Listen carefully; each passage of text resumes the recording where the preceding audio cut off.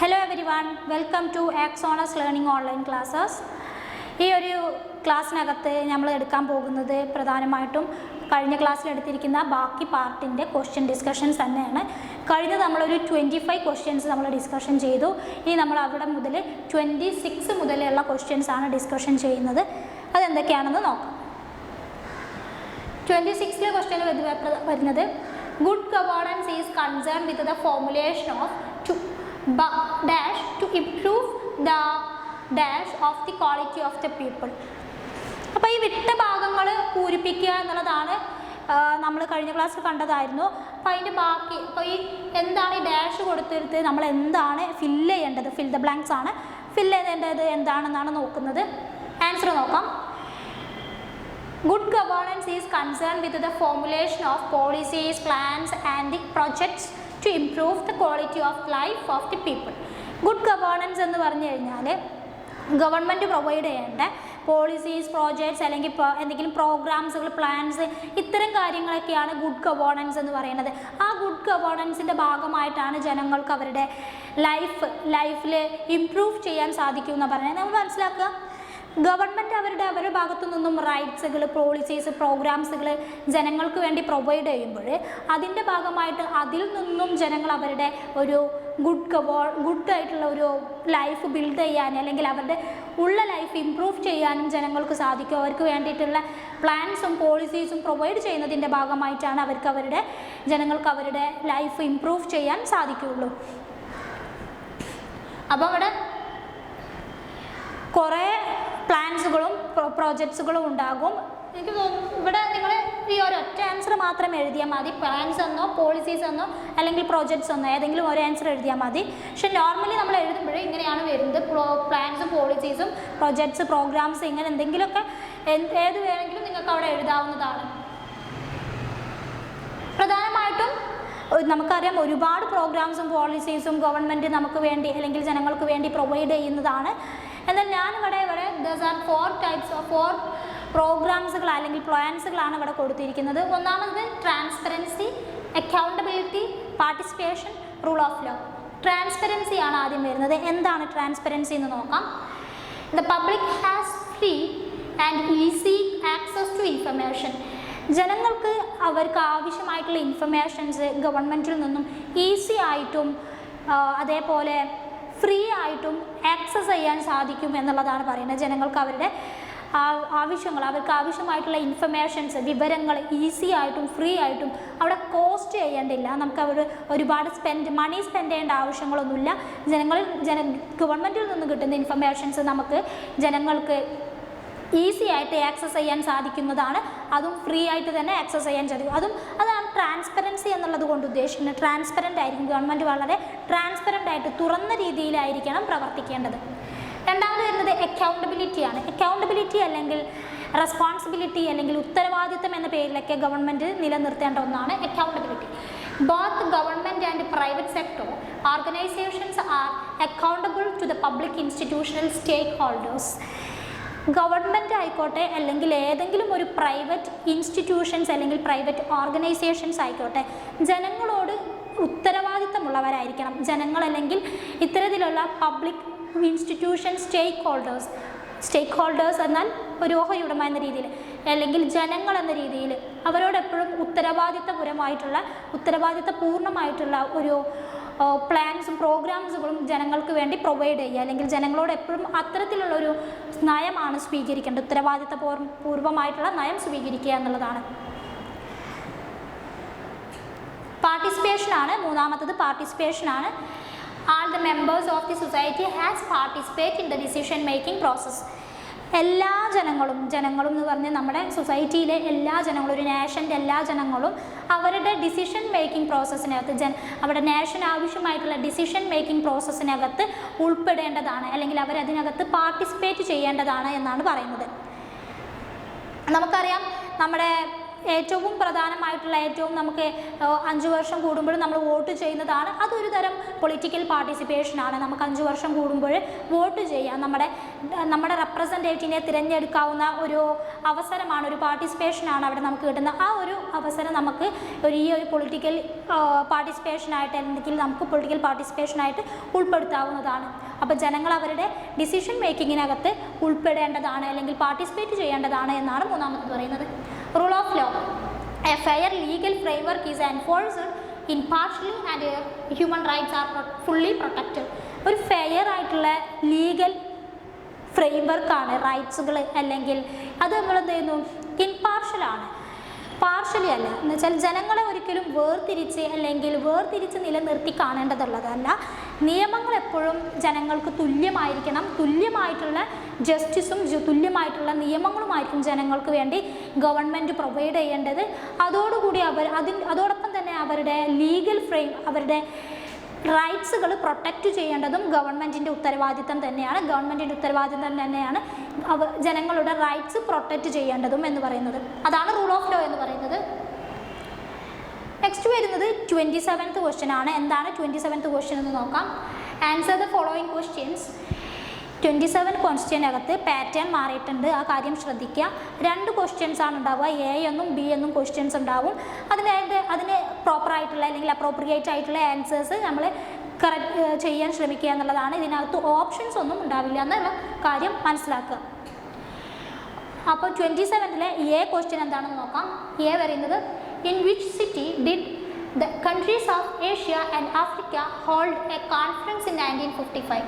1955 ഏഷ്യയും ആഫ്രിക്കയും ചേർന്ന് ഒരു കോൺഫറൻസ് നടത്തി. ഇൻ്റർനാഷണൽ കോൺഫറൻസ് ഉണ്ടായിരുന്നു.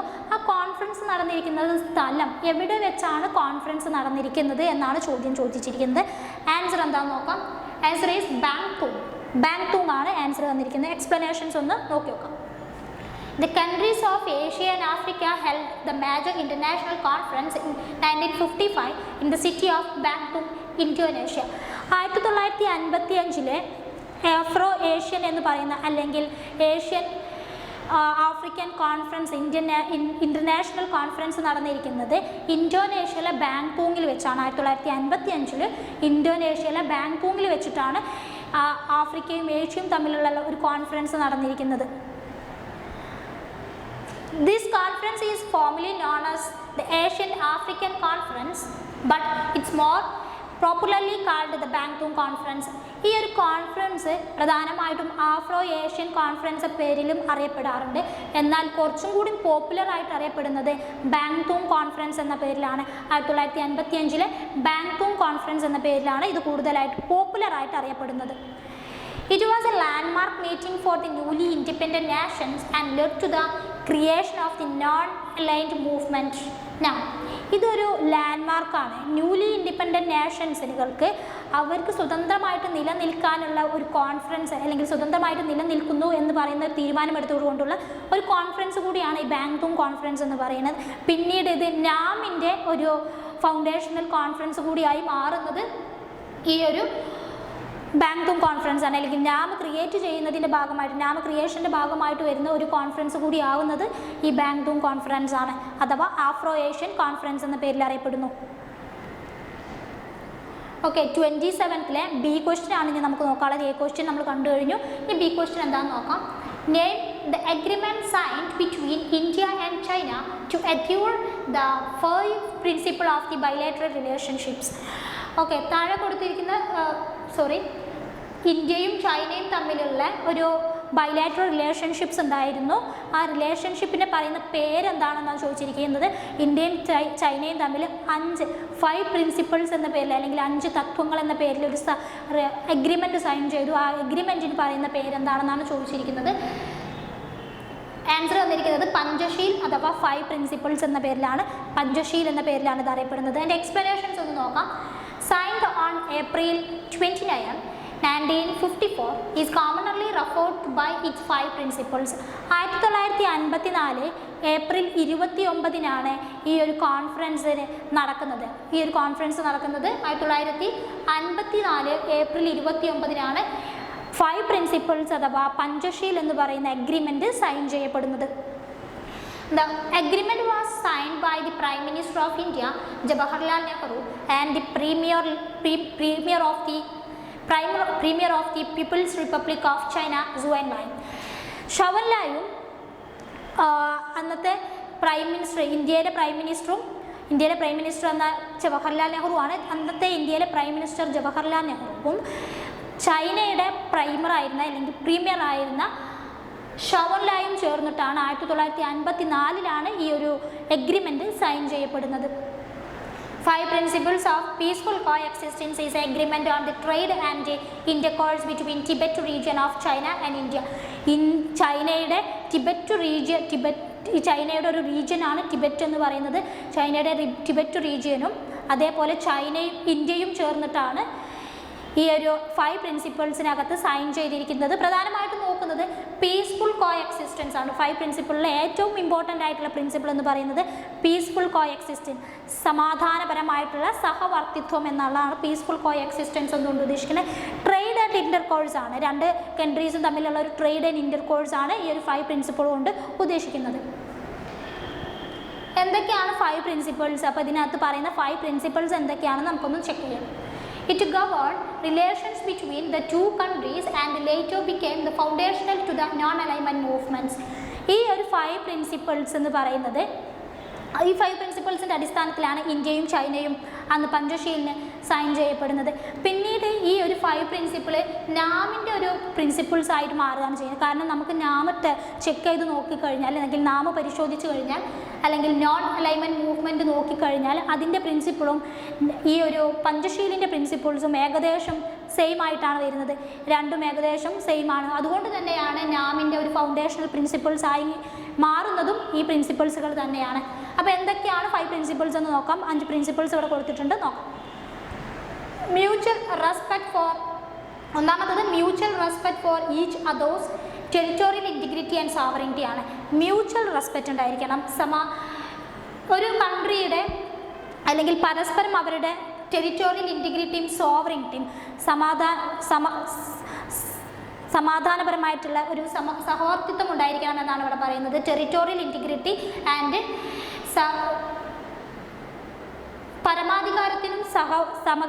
പരമാധികാരത്തിനും സമഗ്രതയ്ക്കും ഒരു മ്യൂച്വൽ റെസ്പെക്റ്റ്, പരസ്പരം ബഹുമാനം ഉണ്ടായിരിക്കണം. 2 കൺട്രീസുടെയും സമാധാനപരമായിട്ടുള്ള സഹവർത്തിത്വം മാത്രമല്ല ഇതിനകത്ത് പറയുന്നത്, 2 കൺട്രീസുടെയും മ്യൂച്വൽ റെസ്പെക്റ്റ്, സമഗ്രതയ്ക്കും പരമാധികാരത്തിനും പരസ്പരം ബഹുമാനം നൽകുക എന്നുള്ളതാണ് ഒന്നാമത്തത് പറയുന്നത്. രണ്ടാമത്തത് മ്യൂച്വൽ നോൺ അഗ്രീസേഷൻ ആണ്. മ്യൂച്വൽ നോൺ അഗ്രീഷൻ രണ്ടാമതെന്ന് പറഞ്ഞാൽ പരസ്പരം കോൺഫ്ലിക്റ്റ് ഉണ്ടാകാതിരിക്കുക, എന്നുവെച്ചാൽ ആക്രമിക്കാതിരിക്കുക എന്നുള്ളതാണ് രണ്ടാമത്തത് പറയുന്നത്. മൂന്നാമത്തത് mutual non interference in each others internal affairs. ആഭ്യന്തര കാര്യങ്ങളിൽ പരസ്പരം 2 കൺട്രീസുടെയും ആഭ്യന്തര കാര്യങ്ങളിൽ പരസ്പരം ഇടപെടാതിരിക്കുക എന്നുള്ളതാണ്. നാലാമത്തത് ഇക്വാളിറ്റി ആൻഡ് മ്യൂച്വൽ ബെനഫിറ്റ്, സമത്വവും അല്ലെങ്കിൽ തുല്യതയും അതേപോലെ മ്യൂച്വൽ ബെനഫിറ്റ്, പരസ്പരം നേട്ടവുമാണ് നാലാമത്തത് പറയുന്നത്. അഞ്ചാമത്തത് പീസ്ഫുൾ കോ എക്സിസ്റ്റൻസ്, ഏറ്റവും ഇമ്പോർട്ടൻ്റ് ആയിട്ടുള്ള ഒരു പ്രിൻസിപ്പിളാണ് പീസ്ഫുൾ കോ എക്സിസ്റ്റൻസ് എന്ന് പറയുന്നത്. സമാധാനപരമായ സഹവർത്തിത്വം എന്നുള്ളതാണ് പീസ്ഫുൾ കോ എക്സിസ്റ്റൻസ് കൊണ്ട് ഉദ്ദേശിക്കുന്നത്. These are the 5 principles of the Panchsheel. 28 questions ആണ്. നമുക്ക് 28th ക്വസ്റ്റ്യനിലേക്ക് പോകാം. 28 ക്വസ്റ്റ്യനിലും എയും ബിയും ഉണ്ട്. എന്താണ് എ ക്വസ്റ്റ്യൻ എന്ന് നോക്കാം. Name any one country of the world, third വേൾഡിൽ ഒരുപാട് കൺട്രീസ് ഉണ്ട് നമുക്കറിയാം. അതിലേതെങ്കിലും ഒരു കൺട്രിയുടെ പേര് എഴുതിയാൽ മതി എന്നാണ് പറയുന്നത്. ആൻസർ വന്നിരിക്കുന്നത് ആഫ്രിക്കയാണ്. നമുക്കറിയാം തേർഡ് വേൾഡ്സ് എന്ന് പറഞ്ഞാൽ 3 കൺട്രീസ് എന്ന് വെച്ചാൽ 3 ഒരുപാട് കൺട്രീസുകളുണ്ട് തേർഡ് വേൾഡിന് വരുന്നത്. എന്നാൽ ഇതിൽ ഞാൻ എഴുതിയിരിക്കുന്ന ആൻസർ ആഫ്രിക്കയാണ്. നിങ്ങൾക്ക് ഏത് ആൻസർ വേണമെങ്കിലും ചൂസ് ചെയ്യാം. കാരണം ഇവിടെ തേർഡ് വേൾഡ് എന്ന് പറഞ്ഞാൽ Africa, Asia, Latin America. Africa, Asia, Latin America എന്ന് പറയുന്ന കൺട്രീസാണ്. കൺട്രീസ് അല്ല, കോണ്ടിനെൻസുകളാണ്. ആ കോണ്ടിനെൻസിനകത്ത് തന്നെ ഒരുപാട് കൺട്രീസുകൾ ഉണ്ടാവുമെന്നാണ് നമുക്ക് മനസ്സിലാവുന്നത്. ഇതിലേതെങ്കിലും ഒരു ആൻസർ എഴുതിയാൽ മതി. ആഫ്രിക്ക എന്നുള്ള ഏതൊക്കെ കൺട്രീസാണ്, ആഫ്രിക്കൻ കോണ്ടിനകത്ത് നിന്നുള്ള കൺട്രീസ് ഏതൊക്കെയാണെന്ന് നോക്കാം. Angola, Ethiopia, Somalia and Democratic Republic of Congo. ഇത്രയും കൺട്രീസാണ്. ഇതല്ലാതെ ഒരുപാട് കൺട്രീസ് ഉണ്ട് ആഫ്രിക്കയിൽ നിന്നും. ഇത്രയും കൺട്രീസാണ് ആഫ്രിക്കയിൽ നിന്നുള്ള. ഏഷ്യയിൽ നിന്ന് അഫ്ഗാനിസ്ഥാൻ, നേപ്പാൾ, ബംഗ്ലാദേശ്, കൂടാതെ ഇന്ത്യ പോലത്തെ കൺട്രീസും ഏഷ്യയിൽ നിന്നുണ്ട്. ലാറ്റിൻ അമേരിക്കയിൽ ഹൈതി ആൻഡ് എൽ സാൽവഡോർ ആണ്. എൽ സാൽവഡോർ തുടങ്ങിയ കൺട്രീസുമാണ് ഇതിനകത്ത് വരുന്നത്. ഓക്കെ, ഇനി 28-ലെ ബി ക്വസ്റ്റ്യൻ ആണ് നോക്കുന്നത്. ബി ക്വസ്റ്റ്യൻ എന്താണെന്ന് നോക്കാം. Which year is known for the end of the called war?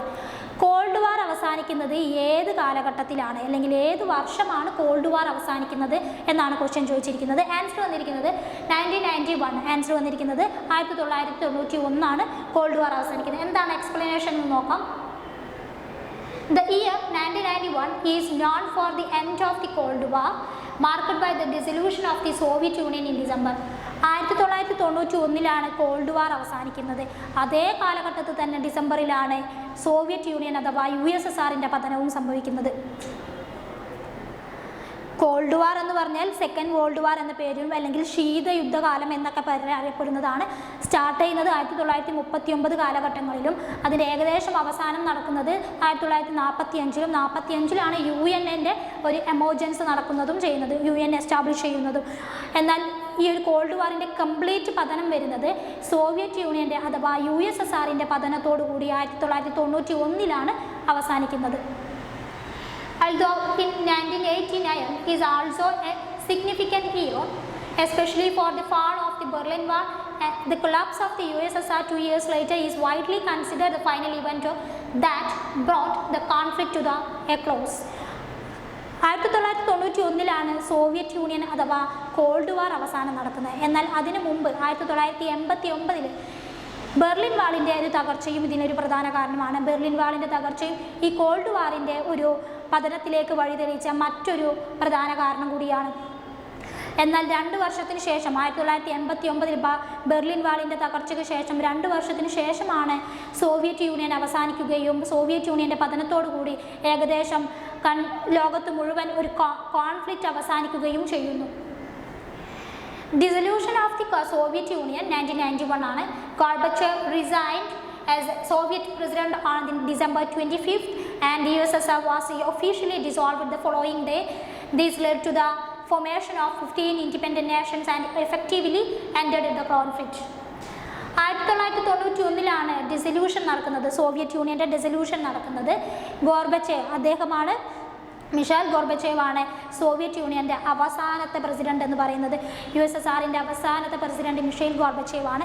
Gorbachev അന്ന് റിസൈൻ ചെയ്യപ്പെടുകയും December 25 റിസൈൻ ചെയ്യപ്പെടുകയും അതിനുശേഷമുണ്ടായിരുന്ന അല്ലെങ്കിൽ അവിടെ മുതൽ ആ ഒരു December 25 മുതൽ പിന്നീട് സോവിയറ്റ് യൂണിയൻ്റെ പതനമായിട്ട് ലോകം മുഴുവൻ അംഗീകരിക്കുകയും ചെയ്യുന്നു.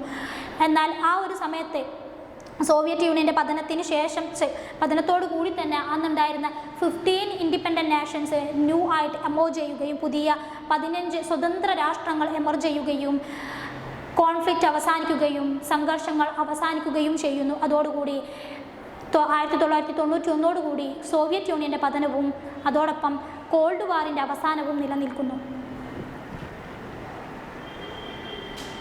അടുത്ത ക്വസ്റ്റ്യൻ 29 ആണ്. 29th ക്വസ്റ്റ്യൻ എന്താണെന്ന് നമുക്ക് നോക്കാം. 29th, the United Nations which was established in dash has been the most important international dash since the Second World War. United Nations അവിടെ ക്വസ്റ്റ്യൻസ് വെച്ചിരിക്കുന്നത് എസ്റ്റാബ്ലിഷ് ചെയ്തിരിക്കുന്നത് എന്താണെന്നും അതൊരു ഇൻ്റർനാഷണൽ ഓർഗനൈസേഷൻ ആണെന്നാണ് ഇവിടെ പറയുന്നത്. അതിൻ്റെ ആൻസർ എന്താണെന്ന് കൃത്യമായിട്ട് നോക്കാം. The United Nations which was established in 1945. ഈ ഒരു ഡാഷ് കൊടുത്തിരിക്കുന്ന ഭാഗത്ത് ഈ ഒരു ആൻസറാണ് വരിക. 1945 1945 യുണൈറ്റഡ് നേഷൻസ് ബിൽഡ് ചെയ്തിരിക്കുന്നത് അല്ലെങ്കിൽ യുണൈറ്റഡ് നേഷൻസ് എസ്റ്റാബ്ലിഷ് ചെയ്തിരിക്കുന്നത് സ്ഥാപിച്ചിരിക്കുന്നത് 1945 has been the most important international organisation. ഈ ഒരു ഇൻ്റർനാഷണൽ ഓർഗനൈസേഷനാണ് സെക്കൻഡ് വേൾഡ് വാറിൻ്റെ കാലഘട്ടങ്ങളിലാണ് യുണൈറ്റഡ് നേഷൻസിൻ്റെ ഒരു എസ്റ്റാബ്ലിഷ്മെൻറ്റ് ഉണ്ടായിരിക്കുന്നത് 1945. ഇതൊരു ഇൻ്റർനാഷണൽ ഓർഗനൈസേഷനാണ്. എക്സ്പ്ലനേഷൻസ് എന്തൊക്കെ നോക്കാം. Established The United Nations was formally established in 1945 after the Second World War when 51 countries committed to its charter. 1945 United Nations establish ചെയ്ത സമയത്ത് അതിനകത്ത് 51 കൺട്രീസാണ് അതിൻ്റെ ചാർട്ടറിനകത്ത് കമ്മിറ്റ് ചെയ്തിരിക്കുന്നത് അല്ലെങ്കിൽ സൈൻ ചെയ്തിരിക്കുന്നത് എന്നാണ് പറയുന്നത്. പേർപ്പസ് എന്ന് പറയുന്നത് its main purpose to maintain international peace and security. Internationally എല്ലാ കൺട്രീസിലും പീസ് ആൻഡ് സെക്യൂരിറ്റി, സമാധാനവും സെക്യൂരിറ്റിയും ഒരു സുരക്ഷിതയും ഉറപ്പുവരുത്തുക എന്നുള്ളതാണ് ഇതിൻ്റെ ആദ്യത്തെ മെയിൻ പേർപ്പസ് എന്ന് പറയുന്നത്. അതോടൊപ്പം develop friendly relations among nations. Countries തമ്മിലൊരു ഫ്രണ്ട്ലി റിലേഷൻഷിപ്പ്, കോൺഫ്ലിക്റ്റ് അവോയ്ഡ് ചെയ്തുകൊണ്ട് അല്ലെങ്കിൽ കോൺഫ്ലിക്റ്റ് മാറ്റി നിർത്തിക്കൊണ്ട്, കൂടുതലും കോൺഫ്ലിക്റ്റുകൾ മാറ്റി നിർത്തിക്കൊണ്ട് ഒരു ഫ്രണ്ട്ലി റിലേഷൻഷിപ്പ് കൺട്രീസ് തമ്മിൽ, പരസ്പരം രാജ്യങ്ങൾ തമ്മിൽ ഒരു ഫ്രണ്ട്ലി റിലേഷൻഷിപ്പ്, സൗഹൃദപരമായിട്ടുള്ള റിലേഷൻഷിപ്പ് ബന്ധം നിലനിർത്താൻ ശ്രമിക്കുക എന്നുള്ളതാണ്. ആൻഡ് അച്ചീവ് ഇൻ്റർനാഷണൽ കോപ്പറേഷൻ, അതിലൂടെ ഒരു പരസ്പരം സഹകരണം നിലനിർത്തുക എന്നുള്ളതാണ്, അല്ലെങ്കിൽ അതിലൂടെ ഒരു പരസ്പരം സഹകരണം നേടുക എന്നുള്ളതാണ് UN-ൻ്റെ പ്രധാന പ്രിൻസിപ്പിൾസ് എന്ന് പറയുന്നത്. 30ാമത്തെ ക്വസ്റ്റ്യനാണ്, ലാസ്റ്റ് വരുന്നത് 30ാമത്തെ ക്വസ്റ്റ്യനാണ്. 30ാമത്തെ ക്വസ്റ്റ്യൻ എന്താണെന്ന് നോക്കാം. The head of the dash Dalai Lama fled from the China and took shelter in dash in 1959. Answer വന്നിരിക്കുന്നത് the head of the Tibet Dalai Lama fled from the China and took shelter in India in 1959. നമുക്കതിൻ്റെ explanations എന്തൊക്കെയാണെന്ന് നോക്കാം. Dalai Lama is the spiritual head of the Tibetan Buddhism and until 1959 head of the Tibetan government. Dalai Lama 1955 Dalai Lama ഒരു Tibetan ഗവൺമെൻറ്റിൻ്റെ, Dalai ലാമ എന്ന് പറയുന്ന ഒരു spiritual ലീഡറായിരുന്നു, spiritual ഹെഡായിരുന്നു ടിബറ്റിലെ ബുദ്ധിസത്തിൻ്റെ ഒരു spiritual ലീഡറാണ് Dalai ലാമ എന്ന് പറയുന്നത്. 1959 വരെയുള്ള കാലഘട്ടങ്ങളിൽ അദ്ദേഹം ടിബറ്റൻ ഗവൺമെൻറ്റിൻ്റെ ഹെഡ് കൂടിയായിരുന്നു. India under the leadership of prime minister Jawaharlal Nehru granted the Dalai Lama and thousands of his followers political asylums in 1959. അന്നത്തെ പ്രധാനമന്ത്രിയായിരുന്നു, ഇന്ത്യയിലെ അന്നത്തെ പ്രധാനമന്ത്രി ജവഹർലാൽ നെഹ്റു ആയിരുന്നു. ഈ ടിബറ്റൻ കാലഘട്ടത്തിൽ അല്ലെങ്കിൽ ടിബറ്റൻ റീജിയനകത്ത്, ചൈനയുടെ ഒരു റീജിയനാണ് ടിബറ്റൻ എന്ന് പറയുന്നത്. ടിബറ്റൻ റീജിയനകത്ത് ഒരുപാട് കോൺഫ്ലിക്ട്സുകളും ഫ്ലഡ്സുകളൊക്കെ നിലനിൽക്കുന്നതിൻ്റെ ഭാഗമായിട്ട് അവിടെ ഉണ്ടായിരുന്ന ഒരു ലീഡർ, ദലൈ ലാമ എന്ന് പറയുന്ന സ്പിരിച്വൽ ലീഡർ, ടിബറ്റിൻ്റെ ഹെഡ് എന്ന് പറയുന്നത് സ്പിരിച്വൽ ലീഡറായിരുന്ന ദലൈ ലാമ ടിബറ്റിൽ നിന്നും ഇന്ത്യയിലേക്ക് കുടിയേറുകയും അദ്ദേഹവും അദ്ദേഹത്തിൻ്റെ ഫോളോവേഴ്സും, പൊളിറ്റിക്കൽ ഫോളോവേഴ്സ് അല്ലെങ്കിൽ പിൻഗാമികളും ഇന്ത്യയിലേക്ക് കുടിയേറുകയും ഇന്ത്യയിൽ അന്നത്തെ പ്രധാനമന്ത്രിയായിരുന്ന ജവഹർലാൽ നെഹ്റു അദ്ദേഹത്തിന് അഭയം നൽകുകയും ചെയ്യുന്നു. Providing sanctuary for the Dalai Lama and the Tibetan government in exile became a major source of tension between India and China, ultimately contributing to the Sino-Indian War of 1962. ആ ഒരു അഭയത്തിൻ്റെ ഭാഗമായിട്ട് അല്ലെങ്കിൽ അന്നത്തെ പ്രധാനമന്ത്രിയായിരുന്ന ജവഹർലാൽ നെഹ്റു നൽകിയിരിക്കുന്ന ദലൈ ലാമയ്ക്കും അദ്ദേഹത്തിൻ്റെ ഫോളോവേഴ്സിനും നൽകിയിരിക്കുന്ന അഭയത്തിൻ്റെ ഭാഗമായിട്ട് ഈ ഒരു ഇന്ത്യയും ചൈനയും തമ്മിലുണ്ടായിരുന്ന ഒരു കോൺഫ്ലിക്ട്സിന് തുടക്കം കുറിക്കുകയും അത് പിന്നീട് ഒരു 1962 സിനോ ഇന്ത്യൻ വാറിലേക്ക് വഴിതിരിക്കുകയും ചെയ്തു. ഇത്രയും കാര്യങ്ങളാണ് ഈ ഒരു ക്ലാസ്സിനകത്ത് നമ്മൾ പറയാൻ ഉദ്ദേശിക്കുന്നത്. അപ്പോൾ ഇത്രയും ക്വസ്റ്റ്യൻസ് ഡിസ്കസ് ചെയ്തു. അതുകൊണ്ട് അടുത്ത ക്ലാസ്സിൽ നമുക്ക് വീണ്ടും കാണുന്നത് വരെ താങ്ക് യു.